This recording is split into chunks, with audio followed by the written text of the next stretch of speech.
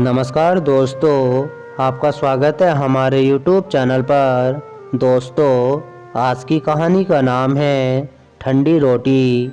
एक लड़का था, माँ ने उसका विवाह कर दिया, परंतु वह कुछ कमाता नहीं था।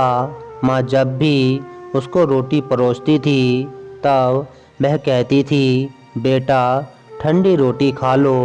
लड़के की समझ में नहीं आया कि माँ ऐसा क्यों कहती है, फिर भी वह चुप रहा।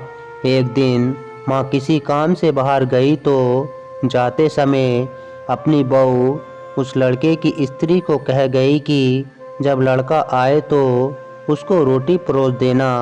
रोटी परोस कर कह देना कि ठंडी रोटी खा लो।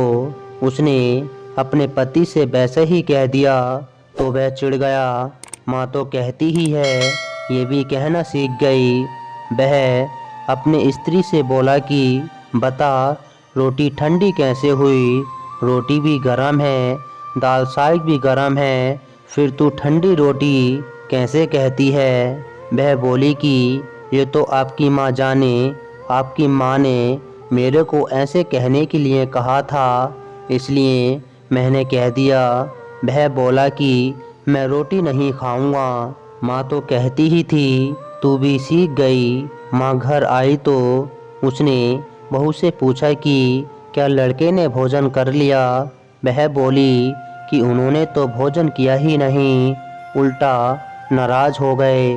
माँ ने लड़के से पूछा तो वह बोला कि माँ तू रोज़ कहती थी कि ठंडी रोटी खा ले और मैं सह लेता था, अब ये भी कहना सीख गई रोटी तो गर्म होती है, तू बता कि रोटी ठंडी कैसे है।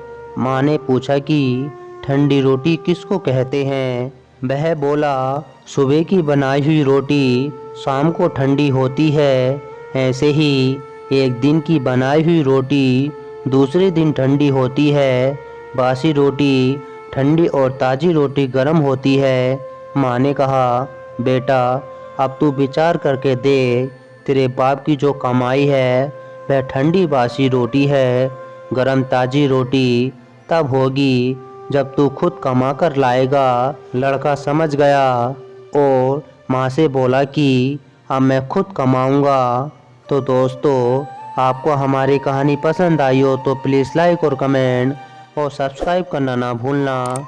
मिलते हैं आपको अगली वीडियो में, जब तक के लिए नमस्कार।